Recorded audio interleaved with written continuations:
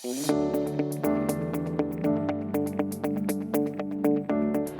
my name is Michael Austin. I'm the Chief Experience Officer at ConcentricLife, and it is my distinct pleasure to be here with my colleague, Jess Daponte, who is an SVP Engagement Planner at ConcentricLife. Jess, welcome to this conversation. Thank you, Michael.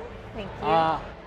So Jess and I live in the Experience Design Group at ConcentricLife, and so we are super excited to be here today to have a conversation about invention, right? So invention, it is actually one of our core values as an agency. And so I think to kick off the conversation, the question is, how do you bring the spirit of invention into work on a daily basis? All right. Well, as a brand planner, it's important to stretch the boundaries, right? To give the creatives the ideas that they can spring off of that are strategically sound and can help break category conventions, of course. So removing the fear of failure is really the hallmark of invention. Trying something new, failing, succeeding, trying again, bringing things full circle through invention is really what we pride ourselves in. Yeah, well, and I have to really commend you because for a strategist, I would say you are very creative in your approach, and I think I've really been impressed with your ability to bring, to invent new possibilities into a particular strategy. Like, have you always been good at that, or was that a muscle you honed over time? It's fascinating for you to ask that. Well, I started in advertising in client service. So it's anticipating clients' needs, but also understanding what makes your team tick. And a team that thrives is one that has no fear of failure, and one who can be creative and flex their muscles and has strategy that is more than happy and healthy, things that will really push the limits and bring brands to their fullest potential. Fantastic. So with the notion of invention, like, do you think that it's critical to invent a new experience, or can we reference past experiences when looking at a new brand opportunity? Oh, that's always a great question because everyone wants to create something new. Yeah. Right? You always want to be first to the future. You want to be trailblazers, but people also hearken to the familiar and the things that they hold dear. And so to incorporate nostalgia and tradition and then turn that in a new and interesting way gives us an opportunity to create something fresh while drawing on the things that people really love. Yeah. I mean, I would say, I have a very romantic notion about advertising agencies and what we do. I think we're so lucky to get to, right? Invent is like, it's actually our job. I mean, the word might not be in the job description, but that is the muscle, right? And so I think in thinking about when you create ideas, I think you do need to have some contextual relevance, some point of reference so people understand what the heck it is you're talking about. But then it's like simultaneously orient that reference to something new and interesting, right? Well, if you think about where technology is going, right? Sonic branding, of course, sound, sensory is nothing new, but how we're using that, how technology is coming into this category in new ways, how people are asking for products in new ways, how our consumers are engaging with entertainment and content. These are the things that are exciting about invention. Yeah, I mean, so are those some of the things that you see as inventions on the horizon that you're excited about? I do. I think it's important to look at how tech is evolving. Yeah. And not just look at tech for tech's sake, but also use our imaginations and what could this application be. So holograms and in-house help, helping kids and helping people who are sunsetting full circle in their lifespan, but being able to be there and present so they can enjoy and celebrate all of life's moments. Yeah. I mean, I find it super exciting time to be in the space we're in.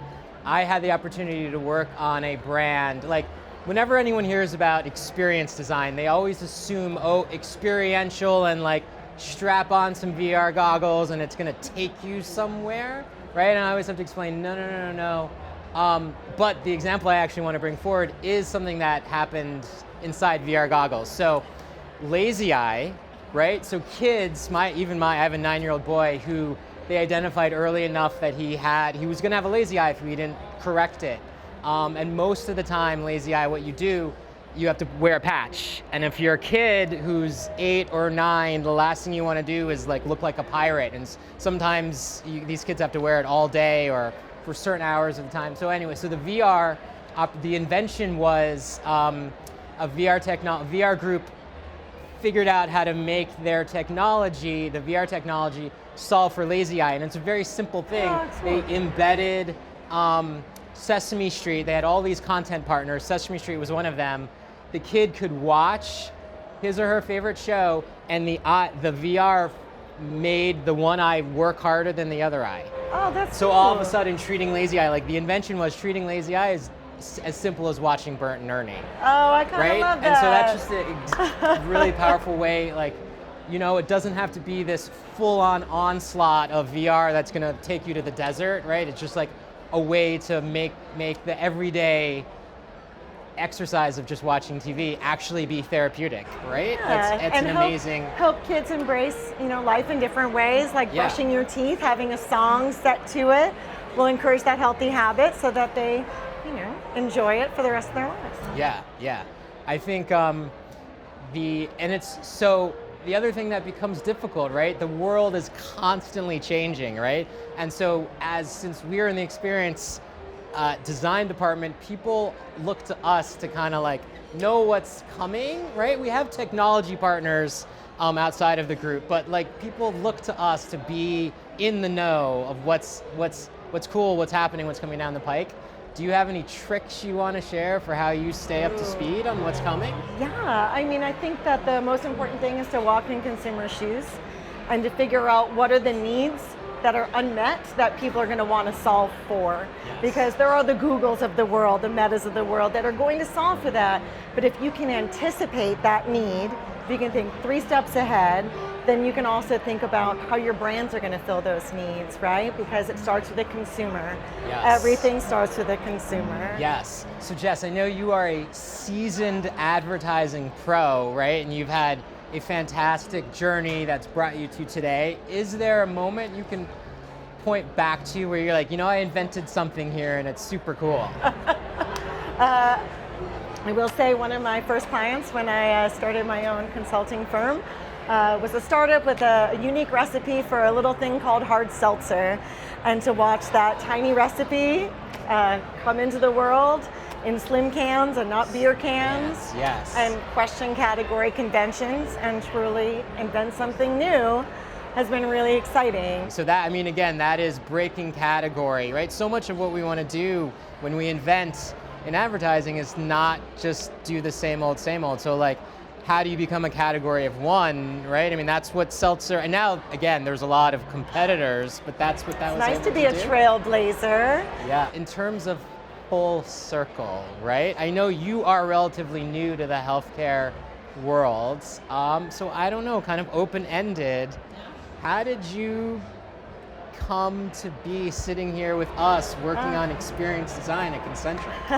I think like many of us, putting health at the center of the human experience means that you have been touched in some way through your family or friends or people you interact with or comic books you read as a kid.